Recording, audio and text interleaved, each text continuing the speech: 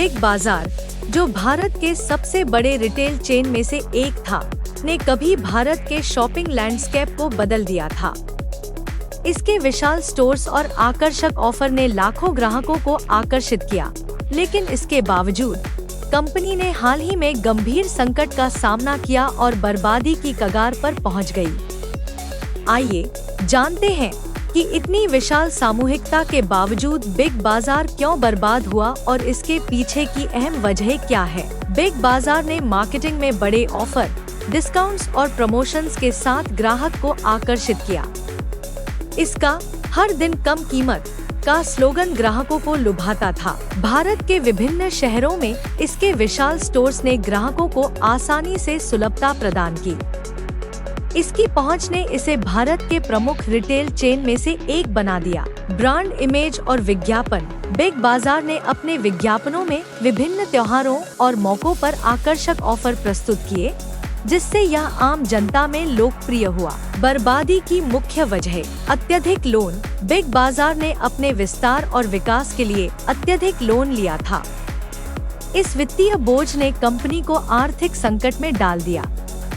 ऋण के भुगतान में असमर्थता ने उसके वित्तीय स्थिति को और बिगाड़ दिया। प्रबंधन की कमी। कंपनी के प्रबंधन में विविधता और नेतृत्व की कमी रही।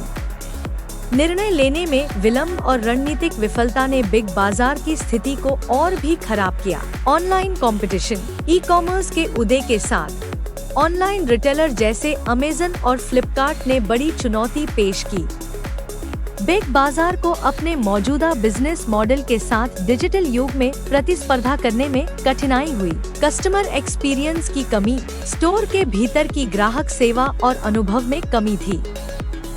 ग्राहकों की बदलती प्राथमिकताओं और अपेक्षाओं के प्रति अनुत्तरदायी रहना भी एक कारण था। इन्वेंट्री और सप्लाई चेन की समस्याएं। कंपनी को अपने स्टॉक्स और सप्लाई चेन में गड़बड़ी का सामना करना पड़ा। असमय स्टॉक आउट और खराब प्रबंधन ने ग्राहक असंतोष को जन्म दिया। अत्यधिक मार्केटिंग खर्च। लगातार मार्केटिंग और प्रमोशन पर भारी खर्च करने के बावजूद यह कंपनी की वित्तीय स्थिति पर भारी पड़ा।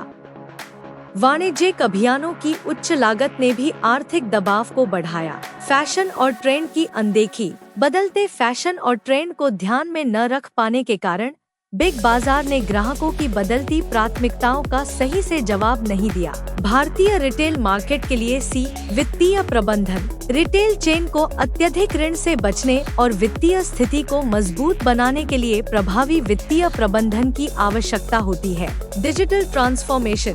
ई-कॉमर्स की बढ़ती लोकप्रियता को देखते हुए रिटेलर्स को अपने व्यवसाय को डिजिटल प्लेटफॉर्म पर भी प्रस्तुत करना चाहिए। ग्राहक अनुभव में सुधार। ग्राहकों की बदलती अपेक्षाओं के साथ तालमेल बनाए रखना और उनकी सेवा में सुधार करना जरूरी है। सप्लाई चेन प्रबंधन। सुचारू सप्लाई चेन और इन्वेंट्री प्रबंधन से ग्राहक असंतोष को कम किया जा सकता है। नवाचार और ट्रेंड। बाजार के ट्रेंड और नवाचारों के प्रति सजग रहना और उन्हें अपनाना व्यवसाय की सफलता के लिए महत्वपूर्ण है। बिग बाजार की बर्बादी एक जटिल मामले की मिसाल है, जिसमें फाइनेंशियल मैनेजमेंट, प्रबंधन की कमी और डिजिटल कंपटीशन जैसी कई समस्याएं शामिल हैं।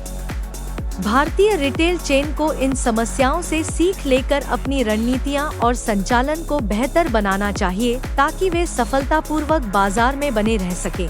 पूरा वीडियो देखने के लिए हमारे चैनल को सब्सक्राइब करें, लाइक करें और शेयर करें। जुड़े हमारे साथ और जानें हर जानकारी सबसे पहले।